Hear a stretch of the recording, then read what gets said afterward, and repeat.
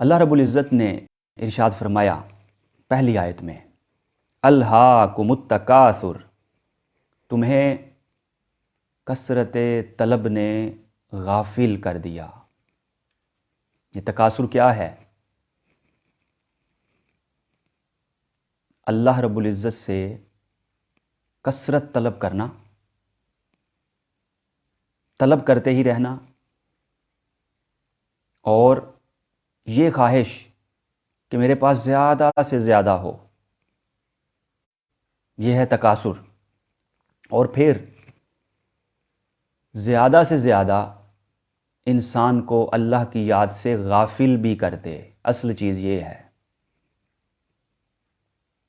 ہر کثرت بری نہیں ہوتی، ہر کثرت مذموم نہیں ہوتی، ہر کثرت قابل مذمت نہیں ہوتی۔ وہ کثرت جو اللہ کی یاد سے غافل کر دے وہ بری ہے۔ مولانا روم نے فرمایا تھا، چیز دنیا از خدا غافل بدن، نئے کماشو نکرو فرزند و زن۔ دنیا کیا ہے؟ ہر وہ شے دنیا ہے جو آپ کو اللہ کی یاد سے غافل کر دے۔ ساز و سامان، چاندی، ازواج و اولاد یہ دنیا نہیں ہیں۔ اگر اللہ کی یاد سے غافل کر رہے ہیں یہ سب تو یقیناً دنیا ہیں۔ اور علامہ اقبال نے فرمایا تھا، یہ مال و دولت دنیا، یہ رشتہ و پیوند، بتان وہم و گماں، لا الہ الا اللہ۔ یہ جو دنیا کا مال و دولت ہے اور یہ جو رشتے ہیں، یہ اکثر یاد خداوندی سے غافل کر دیتے ہیں۔ اور ان کی حقیقت کیا ہے؟ وہم و گمان کے بتوں کے علاوہ ان کی کوئی حقیقت نہیں ہے۔ کبھی انسان انہی رشتوں کو اور مال و دولت کو، مال و اسباب کو بت بنا لیتا ہے اور بت کی طرح اس کی پوجا پاٹ شروع کر دیتا ہے، اللہ کی یاد سے غافل ہو جاتا ہے، دنیا میں اپنی آمد کا مقصد بھول جاتا ہے۔ تو ایسی کثرت، ایسا تعلق، ایسا رشتہ جو انسان کو یاد خداوندی سے غافل کر دے مذموم ہے۔ اور اگر دولت کی کثرت ہو، دولت کی بہتات ہو، فراوانی ہو، اور وہ جائز ذریعے سے حاصل کی گئی ہو، اور پھر اس کے حقوق ادا کیے جائیں، تو وہ اللہ کی یاد سے غافل نہیں کرتی، اللہ کے قریب کر دیتی ہے۔ کبھی اسی دولت سے زکوٰۃ ادا کی جاتی ہے، کبھی اسی دولت سے غریبوں، مسکینوں، محتاجوں کو کھانا کھلایا جاتا ہے، کبھی اسی دولت سے ضرورت مندوں کے کام آیا جاتا ہے، کبھی اسی دولت سے صدقہ فطر ادا کیا جاتا ہے، کبھی اسی دولت کو حج کرنے کے لیے استعمال کیا جاتا ہے، کبھی اسی دولت سے جہاد بالمال کیا جاتا ہے۔ اسی دولت کے ایک امین سیدنا عثمان غنی رضی اللہ عنہ بھی ہیں۔ وہی دولت حضرت عبد الرحمن ابن عوف کے پاس آتی ہے تو مستحسن ٹھہرتی ہے، مذموم نہیں ہوتی۔ تو معلوم کیا ہوا؟ رشتے، دولت، تعلقات، ازواج و اولاد، یہ دنیا اسی صورت میں بنتے ہیں جب یاد خداوندی سے غافل کر دیتے ہیں۔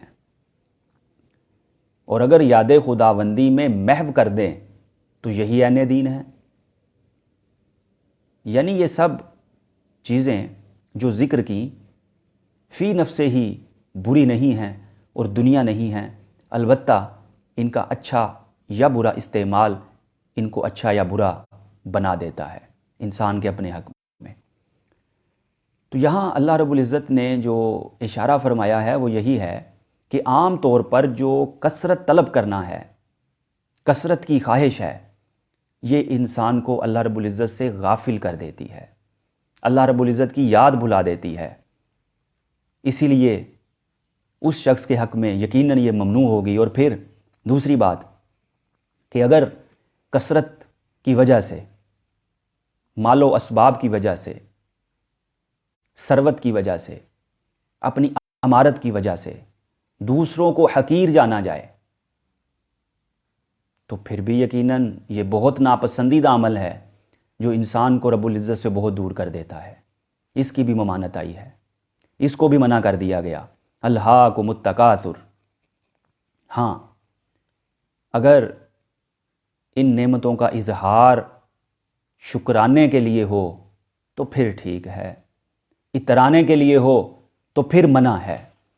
تو اللہ رب العزت نے کثرت طلب کرنے والوں کو،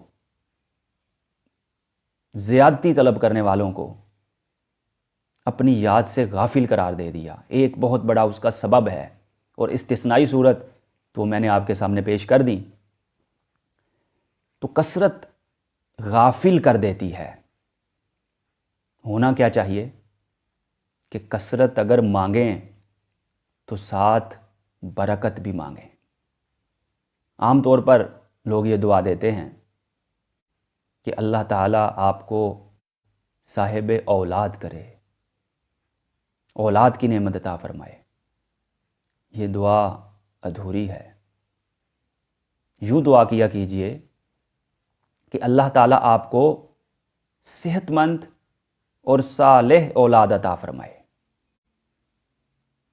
اولاد نعمت ہے، لیکن بعض اوقات زحمت بن جایا کرتی ہے۔ انسان کے لیے خوشی کی بجائے پریشانی کا باعث بن جایا کرتی ہے۔ تو جب کسی کو دعا دیں تو پوری دعا دیں، ادھوری نہ دیں۔ اللہ تعالیٰ آپ کو صاحب اولاد بنائے، ایسی اولاد جو صالح بھی ہو، تندرست بھی ہو، ایسی اولاد جو اللہ کی یاد سے غافل نہ کرے۔ اسی طرح جب کثرت مانگیں تو برکت ضرور مانگیں۔ بعض اوقات قلت میں بھی برکت ہوتی ہے، اور اکثر اوقات کثرت میں بے برکتی ہوتی ہے۔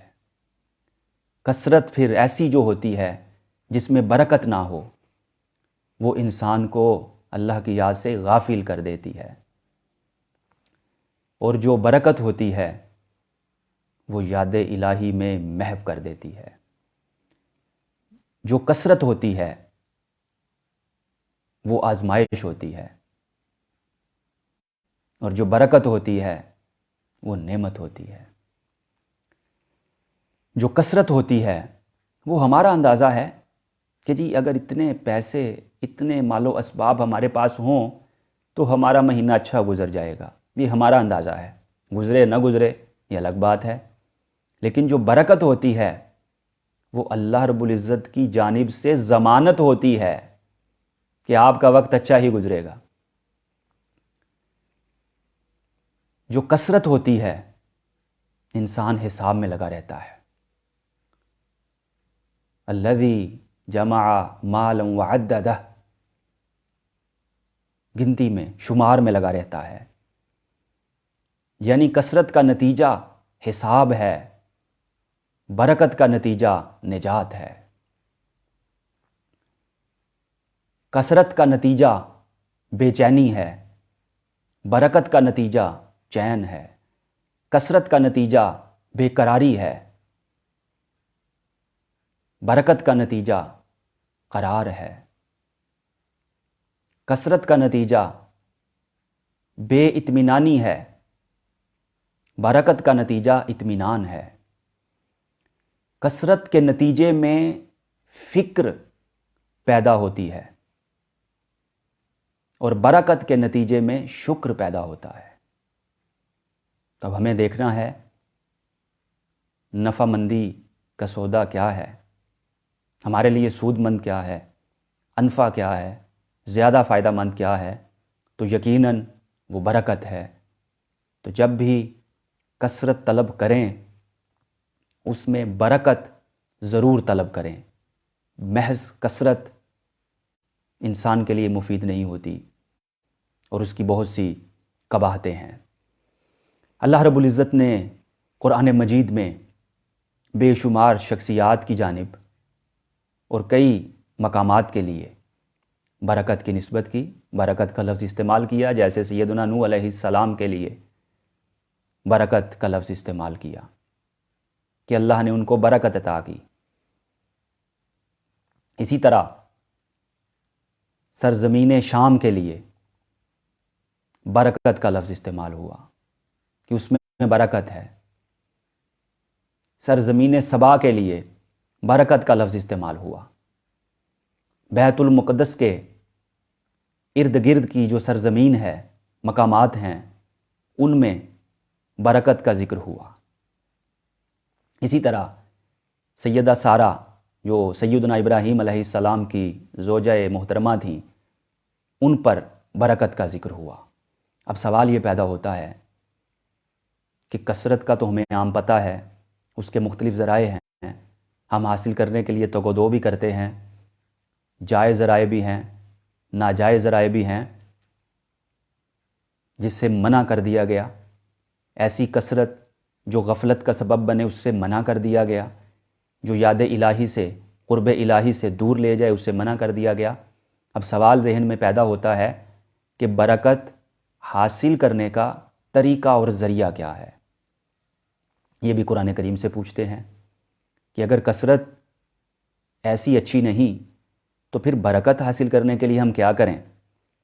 تو قرآن کریم نے طریقہ بتایا، وَلَوْ أَنَّ أَهْلَ الْقُرَىٰ آمَنُوا وَاتَّقَوْا لَفَتَحْنَا عَلَيْهِمْ بَرَكَاتٍ مِّنَ السَّمَاءِ وَالْأَرْضِ۔ اور اگر بستی والے ایمان لاتے، تقوی اختیار کرتے، تو ضرور زمین و آسمان کی جانب سے ان پر ہم برکتوں کے دروازے کھول دیتے۔ کیا شرطیں ہوئیں بیان؟ ایمان اور تقوی، خدا خوفی۔ یعنی اگر دو چیزیں ہوں، ایمان ہو اور خدا خوفی ہو، تو رب العزت فرماتا ہے کہ آسمان کی جانب سے بھی برکتوں کا نزول ہوگا اور زمین بھی برکتیں اگائے گی۔ تو لازم ہے کہ ایمان کی دولت سے مالا مال ہوا جائے اور تقوی اختیار کیا جائے۔ اگر یہ دو چیزیں ہوں گی تو برکتوں کی گویا کہ بارش ہوگی انسان پر، اور جس پر برکتوں کا نزول ہوتا ہے وہ بہت خوش نصیب ہوتا ہے۔ اور ہمیں تو ویسے بھی حکم دیا گیا۔ حکم کیا دیا گیا؟ کہ جب ایک دوسرے سے ملاقات کریں تو کیا کہیں؟ کثرت نہیں، برکت کی دعا کریں۔ السلام علیکم ورحمۃ اللہ وبرکاتہ۔ آپ پر اللہ کی رحمت بھی ہو، برکت بھی ہو۔ اور دوسرا جواب میں کیا کہے؟ وعلیکم السلام ورحمۃ اللہ وبرکاتہ۔ آپ پر بھی سلامتی ہو، اللہ کی رحمت ہو، برکت ہو۔ تو یعنی جب دو مسلمان آپس میں ملتے ہیں تو سلام کرنے کا حکم دیا گیا ہے۔ برکت مانگیں، رحمت مانگیں، سلامتی مانگیں۔ اور یہ بات بھی یاد رکھنے کے قابل ہے کہ کوئی دعا جو آج کل ہمارے معاشرے میں معروف ہو گئی، سلام کی جگہ نہیں لے سکتی۔ صبح اٹھیں، گڈ مارننگ کہہ دیں، اس کا مطلب ہے آپ کی صبح اچھی ہو۔ گڈ نون کہہ دیا، آپ کی دوپہر اچھی ہو۔ گڈ ایوننگ کہہ دیا، آپ کی شام اچھی ہو۔ گڈ نائٹ کہہ دیا، آپ کی رات اچھی ہو۔ یعنی وقت کے ساتھ خاص کر دیا۔ لیکن جو ہمیں دعا سکھائی گئی ہے، وقت کے ساتھ خاص نہیں ہے، اس کو مقید نہیں کیا گیا۔ آپ ہمیشہ اللہ کی رحمت، برکت اور سلامتی میں رہیں۔ تو بہرحال ہمیں بھی حکم یہی ملا کہ جب بھی ملاقات ہو، ایک دوسرے کے لیے کثرت کی بجائے برکت کی دعا کریں، اللہ کی جانب سے رحمت اور سلامتی کے نزول کی بات کریں اور یہ دعا دیں،